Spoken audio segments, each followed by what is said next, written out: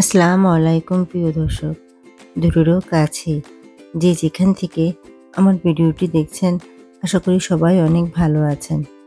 Hours kitchen থেকে সবাইকে স্বাগত জানাচ্ছি আজকে রেসিপি দেখার জন্য। আজ যে রেসিপিটি করব সেটা হচ্ছে ডালের একটি রেসিপি।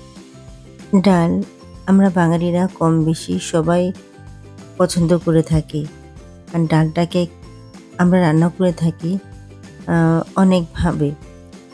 তো আজকে আমি যে ডালটা রান্না করব, রেগুলারভাবে আমরা যে ডালটা রান্না করি মোটামুটি সেভাবেই করব।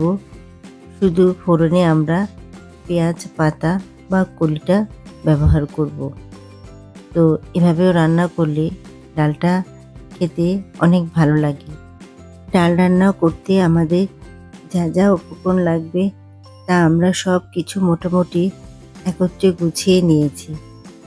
তো ডাল রান্না করার জন্য পাত্রে আমরা নিয়ে নেব 1 কাপ পরিমাণ ডাল। ডালটাকে আমরা খুব সুন্দর করে পরিষ্কার করে ধুয়ে নেব। এখন দিয়ে দিব রসুন কুচি। এখানে 1/3 কাপ পরিমাণ রসুন কুচি দিয়ে দিব। হলুদের গুঁড়া দিব 1/4 চা চামচ পরিমাণ। এখন আমরা দিয়ে দিব স্বাদ মতো লবণ।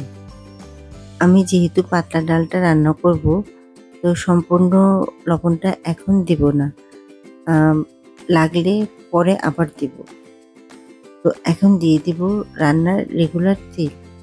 এখানে 1 চা চামচ পরিমাণ রান্নার রেগুলার তেলটা আমরা দিয়ে দিব।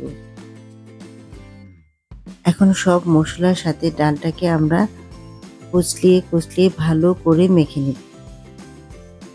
ডালটা আমরা এমনভাবে কচলিয়ে মাখাবো যাতে রসুন কুচিগুলো নরম হয়ে যায়। ও দেখলেই মনে হয় ডালটা অনেকটা হয়ে গিয়েছে। তো এখন আমরা দিয়ে দিব পানি। যেহেতু আমি পাতলা ডাল রান্না করব, তো এখানে আমি 5.5 কাপ পরিমাণ পানি দিয়ে দিব। এখন পাত্রটিকে আমি চুলাতে বসিয়ে দিয়েছি। এভাবেই রেখে দিব বলক আসা পর্যন্ত। আসলে ডালটা আমাদের প্রতিদিনই অল্প স্বল্প করে রান্না করা হয়, আর ডালটাকে রান্না আমরা করি অনেকেই অনেকভাবে।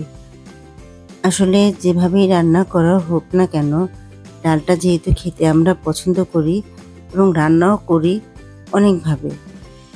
এটাকে সবজি দিয়ে, অনেকে মাছের মাথা দিয়ে, মাংস দিয়ে ভিন্নভাবে রান্না করে থাকি। এক এক অঞ্চলে এক একভাবে ডালটাকে ফোড়নও দিয়ে থাকি। কেউ হাতে মাখিয়েও আবার ডালটাকে রান্না করে।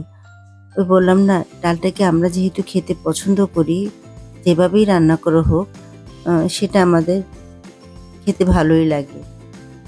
তো ডালটা আমাদের বলক চলে আসছে। যেহেতু ডালটা বলক চলে এসেছে, তো অন্য চুলায় আমি ডালের জন্য ফোড়নটা তৈরি করে নেব। তো এখানে দিয়ে দেব রান্নার রেগুলার তেল। 3 টেবিল চামচ পরিমাণ তেল আমরা দিয়ে দিব। তেলটা গরম হলে দিয়ে দিব আস্ত জিরা। এখানে 1 চা চামচ পরিমাণ আস্ত জিরাটা আমরা দিয়ে দিব। শুকনো মরিচ দিব 3টি। তো এখন একটু ভালো করে নেড়ে চেড়ে নিব। নাড়াচাড়া হয়ে গেলে এ পর্যায়ে আমরা দিয়ে দিব পেঁয়াজ পাতা বা পেঁয়াজ কলি। যেহেতু এখন শীতের মৌসুম চলছে, তো বাজারে এখন প্রচুর পরিমাণে পেঁয়াজ পাতাটা পাওয়া যায়। তো পেঁয়াজ পাতা দিয়ে এভাবে ফোড়ন দিয়ে ডালটা রান্না করলে কিন্তু ভালোই লাগে। অন্যরকম একটা স্বাদ বা ঘ্রাণ পাওয়া যায়। তো পেঁয়াজটাকে আমরা একটু নেড়ে চেড়ে ভেজে নেব। এখন দিয়ে দেবো কাঁচামরিচ।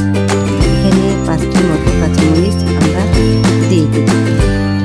তো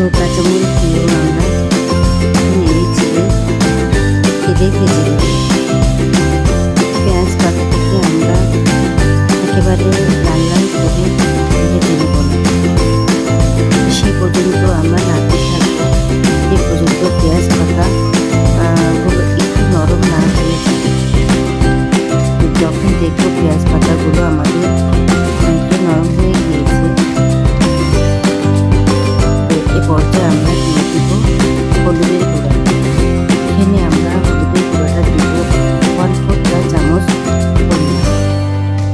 হলুদের গুঁড়া দিয়ে ভালো করে নেড়ে চেড়ে পেঁয়াজ পাতা, কাঁচা লঙ্কা ও শুকনো মরিচের সাথে নেড়ে চেড়ে ভেজে নেব।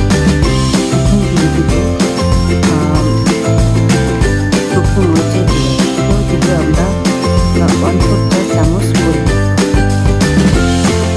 এগুলো দিয়ে একটু বেশিক্ষণ রাখা যাবে না।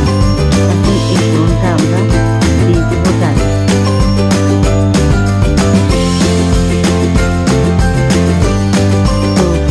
দিয়ে এখন চামচ দিয়ে ভালো করে নেড়ে চেড়ে নেব।